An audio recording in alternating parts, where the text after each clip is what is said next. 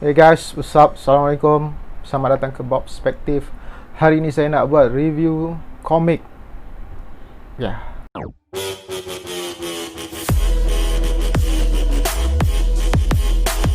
Okay guys, hari ni saya nak buat satu review komik yang sangat rare sebenarnya. Oleh pelukis komik yang boleh saya consider rare dekat Malaysia. Kenapa saya kata rare? Pertama, komik ini dilukiskan oleh satu-satunya pelukis komik yang berbangsa India di Malaysia. Setahu saya dia je lah yang ada. Tak tahulah kalau ada orang lain. Dan komik yang saya akan review adalah sebuah komik yang bertajuk Mayura. Komik superhero yang dilukiskan oleh seorang pelukis komik berbahasa India. Kenapa tak pernah tengok komik ni? Okey. Sebelum tu saya review sedikit. Saya dah baca apa pendapat saya mengenai komik ni. Saya biasa melukis komik untuk audience sekolah rendah dan sekolah menengah. Jadi saya sangat familiar dengan cita rasa atau apa yang budak-budak sekolah ni suka. Komik saya Ultra Khalif yang juga dibaca dan diedarkan selalu ke sekolah-sekolah dan juga dijual di open market. Dan komik ini, kalau anda nak cari, nak beli, sorry, memang tak ada jual dekat luar. Dan kenapa? Sebab dia sebenarnya adalah daripada komik yang diselitkan dalam majalah untuk sekolah. Saya tak pasti dia adalah mingguan ataupun bulanan. Dan tak silap saya, setiap keluaran ada 4 page komik Mayura ni. Dan ada lagi komik lain, saya tak pasti. Dan majalah itu adalah majalah berbangsa Tamil dan diedarkan untuk sekolah-sekolah jenis kemasaan Tamil sahaja. So memang korang memang pelik lah kan, kenapa tak nampak buku ni dekat luar, komik ni dekat luar. Jadi setelah saya baca, saya rasa ceritanya menarik, simple, menarik, catchy. Sebab kalau untuk budak sekolah, memang saya rasa diorang akan hook dengan cerita ni. Pasal satu tema superhero lah. Superhero tu memang satu tema yang evergreen. Dan saya pun buat tema superhero Ultra Khalif. Ceritanya, treatmentnya simple, penyampaiannya straightforward. Tapi dia ada misteri dia, dia ada action dia, dia ada tema superhero, heroic dia tu lah. Macam mana dia dapat power tu semua. Dan yang bestnya, dia punya kostum dia macam bercirikan burung. Tak silap saya burung merak, apa yang saya baca. Dan dia adalah suit, robotic suit lah, macam suit Iron Man tu. Dan ya, kisah seorang budak sekolah lah. Watak utamanya budak sekolah. Komik ni diterbitkan oleh MBC Publishing House. Dan saya pernah juga melukis untuk majalah sekolah yang saya kata tadi ni. Saya buat satu komik yang bertajuk Miley. Kisahnya kisah misteri seorang budak perempuan bernama Miley yang ada pakciknya seorang ejen khas dalam organisasi paranormal. Dia handle kes-kes paranormal.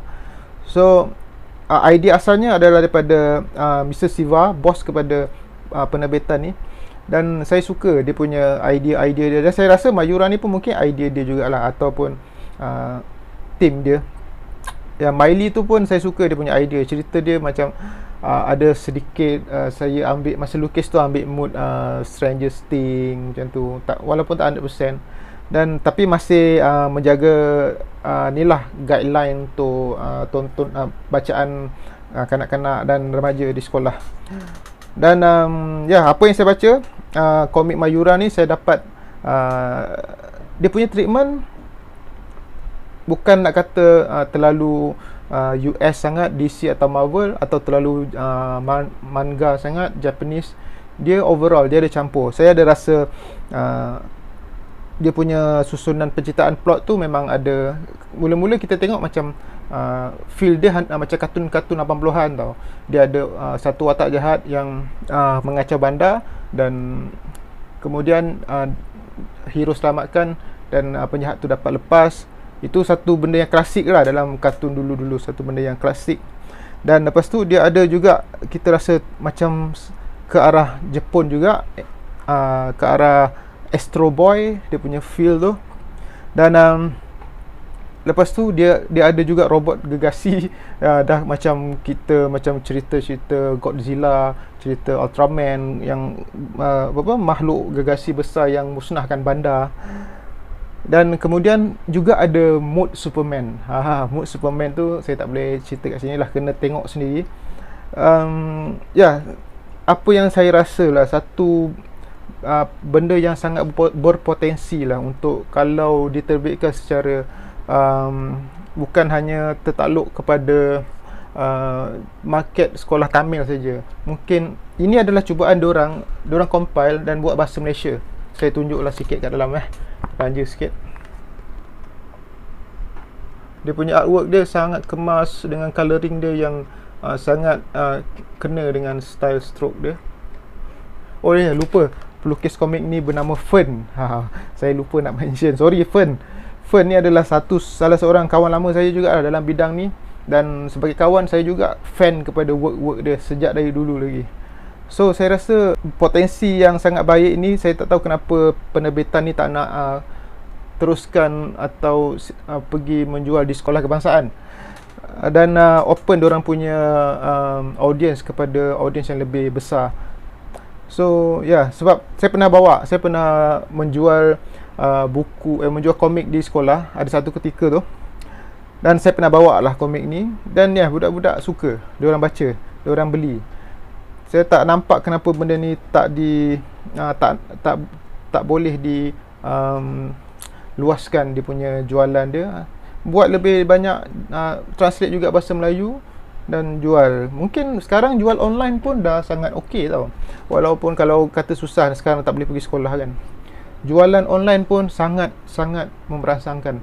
Antara yang saya dah dengar lah daripada penerbit yang saya buat Komik M, dan jualan komik-komik di Komik M melalui ada bunyi.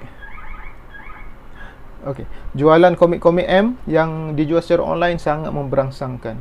So kepada MBC Publishing House, you should try guys. Terbit dalam bahasa Melayu dan jual secara online. Dan saya rasa tu je review saya untuk komik Mayura ni.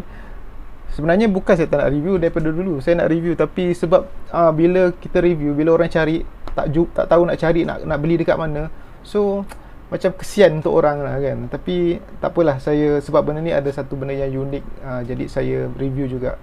Dan bukan selalu kita boleh jumpa pelukis komik berbahasa India dan buat satu komik yang saya rasa sangat bagus lah personally. Walaupun ceritanya memang target dia untuk kanak-kanak, simple storyline, very straightforward, very classic punya style, entertaining. Right, sampai sini saja dulu. Jangan lupa subscribe Bob Perspective. Assalamualaikum. Peace out.